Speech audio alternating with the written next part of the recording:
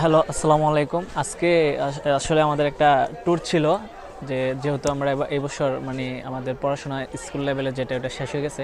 তো ওই ট্যুরে আইসা একটা জিনিস আসলে জাপান তো এটা সচরাচর দেখা যায়, আমাদের হয়তো বাংলাদেশে এটা দেখতে পাই না সচরাচর, কিন্তু জাপানে আসার পরে এই জিনিসটা অবাক লাগে যে এই পাতাগুলো আছে না, এগুলারে মমিজি পাতা বলা হয়। এই পাতাগুলো অবশ্য রেড কালারের, হয়তো এখন শুকাই গেছে, মানে শুকাই গেছে বলতে গেলে নিচে পড়ে যেতেছে সবগুলা।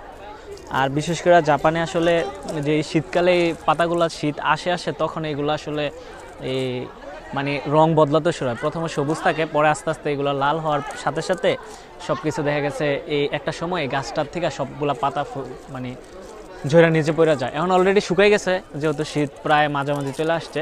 তো এই জিনিসটা আসলে অনেক সুন্দর লাগছে। আর পাশাপাশি আমাদের ফ্রেন্ড সার্কেলরা যে ঘুরতে আসছে সবাই অনেক এনজয় করতেছে, যেহেতু সাপ্তাহিক একটা বন্ধুর মাঝখানে যে এরকম একটা আয়োজন করা হয়েছে, এই জিনিসটা সত্যি অনেক ভালো লাগছে।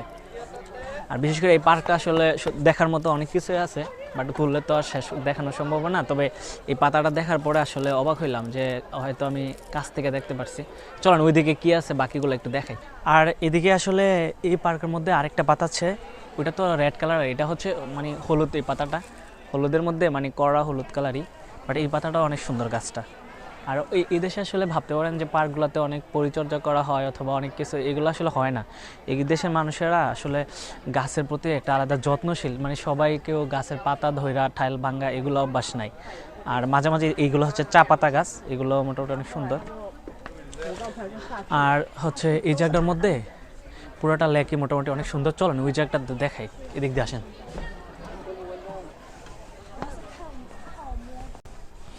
আর এই লেকগুলোতে মানে মাছ ছেড়ে রাখা হয়েছে, মাছগুলো হয়তো আজকে ঠান্ডা দিকে দেখা যাইতেছে না, রৌদ্র ওঠার সাথে সাথে হয়তো দেখা যাবে। এদিকে আসেন। বিশেষ করে এই জায়গাটাও আসলে অনেক সুন্দর। এই জায়গাটা একটু দেখান শাইন ভাই। আসলে এই জায়গাগুলোতে আসলে জাপানে আপনি যে সারাদিন যত ক্লান্ত করেন এগুলো আসলে দূর হয়ে যায়। সত্যি কথা যেটা, হয়তো সবাই অনেক ব্যস্ততা থাকে সে বিধে আসা যায় না। আর এই জায়গাটা আসলে অনেক সুন্দর। বিশেষ করে ওই ঘরগুলোতে আপনার এই যে এটা হচ্ছে চা পাতার একটা মিউজিয়াম আর কি, যে চা জাপানে হয়তো আপনাদেরকে একটা ভিডিওতে আমি দেখাবো যে চা পাতা দিয়ে এই দেশে কী কী তৈরি করা হয়। আর এইগুলোই হচ্ছে এই ঘরটার ভিতরে সবগুলা হ্যাঁ রাখা হয়েছে। চলেন এটার ভিতরে ওঠা যায় কিনা একটু দেখি সেন ভাই।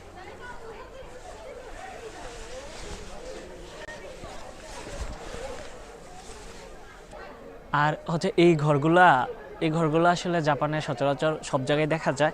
বিশেষ করে এগুলা জাপান বাংলাদেশে আমরা অনেক সময় বলি না যে আগে এই যে এই যে কাশফুলগুলা যে গাছগুলোতে হয় না, এই গাছগুলা দিয়ে ঘরগুলা আসলে তৈরি করা হয়েছে। এগুলোতে বৃষ্টির পানি আসলে ঢুকেই না। বিশেষ করে শাইন ভাই ঘরগুলা সত্যি অনেক সুন্দর। আর এই লেকটা তো আসলে অনেক সুন্দর।